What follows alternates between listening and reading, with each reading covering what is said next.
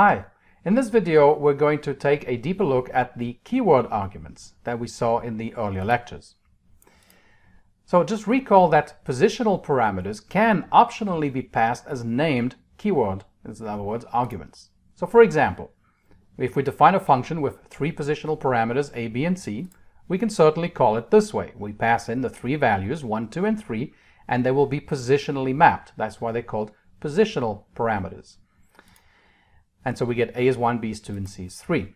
On the other hand, we can specify our arguments by naming them as well. Even though they're positional arguments or positional parameters when we're defining them in the function, we can actually specify them using named or keyword arguments. And because of that, remember that also we don't have to keep the ordering the same. That's what's handy about using keyword arguments. So Python is going to see this. It's going to look at the function and say, well, I'm really expecting three positional arguments, but you've given me three named arguments that have the same names as the parameters. So that's good, and it's going to map it appropriately. So we'll get the same thing. We'll get a is 1, b is 2, and c is 3. But do note that using named arguments in this case is entirely up to the caller, right? We can call it using just 1, 2, 3. There was nothing forcing the caller to use a named argument for any of those parameters. So sometimes we want to make those keyword arguments mandatory. In other words, we want people to specify an argument using a name. So we can make them mandatory, and to do so, we only need to make sure that we've exhausted all the positional parameters and then specify another parameter. So what do I mean by that? Well, exactly in this example here. Here we have two mandatory positional parameters. And this one here, this star, remember what the star does? It kind of exhausts the remaining positional arguments that are found when the function is called. And that will then go into this tuple, which will be called args, or whatever you want to name it.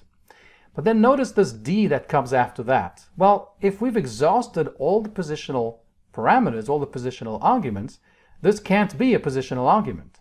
And in fact, it becomes a keyword argument, and it has to be specified as a keyword argument.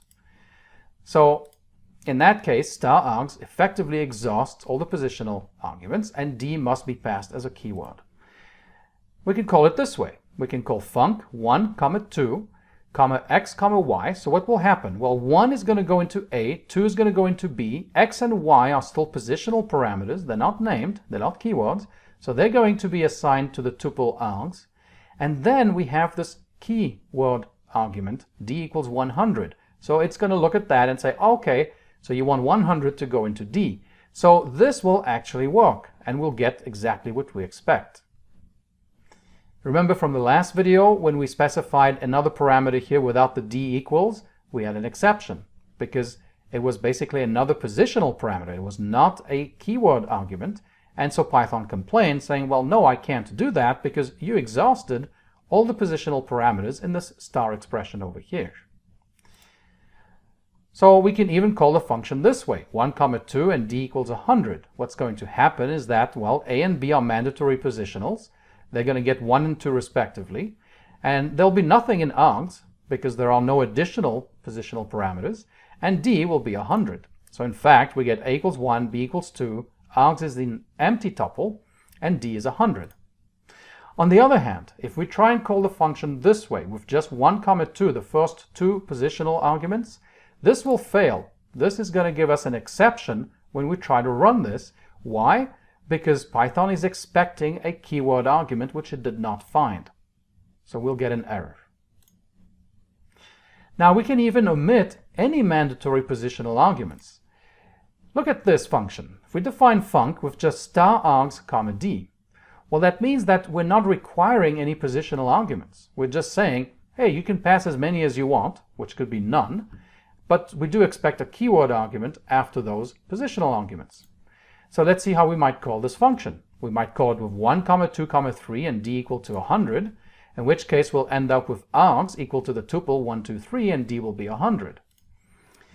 We could also call it this way, func with d equal to 100. There are no positional arguments in this call, and so we end up with an empty tuple for args, and then d will still be equal to 100. Now we can actually force no positional arguments at all, or we can actually stop the positional arguments at some point. And to do that, we use this star. We don't use star and then the name, it's just star by itself.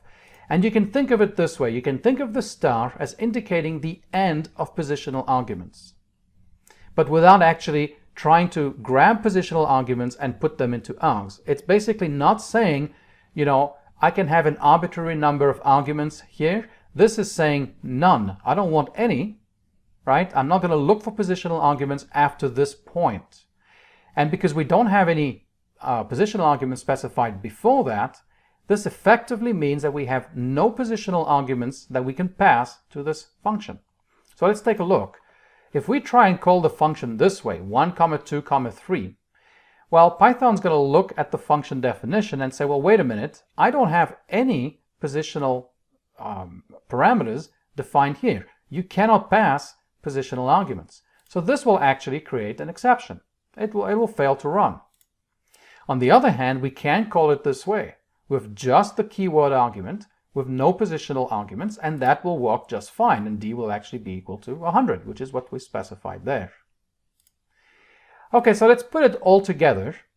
So let's look at this function first. Here we have a, and here we have a. So I've got two functions, and the only difference is that here I've got star args, and here I've got just the star. And let's take a look at the similarities and the differences between these two definitions. So a is in both, and both times a is the first positional parameter. It doesn't have a default value. So a is essentially a mandatory positional argument, which may be specified using, of course, a named argument, right? When you call the function, you can call it with a equals some value. That's fine. But it's still a positional parameter here in the function. Now b is an optional positional argument because we have provided a default value in both cases. So we don't have to specify b when we call the function. It will take on its default value if we don't. Next, we have star args on this side. So what this means is that args becomes a catch-all for any, and they are of course optional, additional positional arguments. We don't have to specify any, but we can if we want to. On the other hand, in here, this denotes that no additional positional arguments are allowed. So in this case, we are only allowing 2 positional arguments. Here, we're saying we need at least 2 positional arguments. The rest of them will be stored in args. Here we're saying we have 2 positional arguments at most, and we will not be looking or accepting any other positional arguments. In this case, because b is default, has a default, in fact, this means that we really only have 1 mandatory positional argument, 2 which will be mapped individually to a and b, and then the remaining, if any, will be in args. Lastly, we have d and e. So d is a keyword argument since it comes after the star expression. In this case, d does not have a default, so d is a mandatory argument, and it's a mandatory keyword argument. On the other hand, e, which is also a keyword argument, it has a default value in both cases, which means that it's now an optional parameter, and therefore it becomes an optional keyword argument, which also defaults to true. Okay, so this can get a little confusing, so let's switch to some code and let's see all this in action. It will become much clearer as we work through that. And I really highly suggest that once you've gotten through the code section, the next video, that you play around with it yourself as well before you go on to the next lecture, because we're going to add additional complexity to this whole thing. So play around with it, make sure that you're comfortable with what happens when you have positional parameters, when you use the star, when you use the star args, and you have keyword arguments after that, and how you can call it, and so on. Just play around with it, see what works, see what doesn't work. That's the best way to learn this stuff. All right, so thanks for watching, and I'll see you in a bit.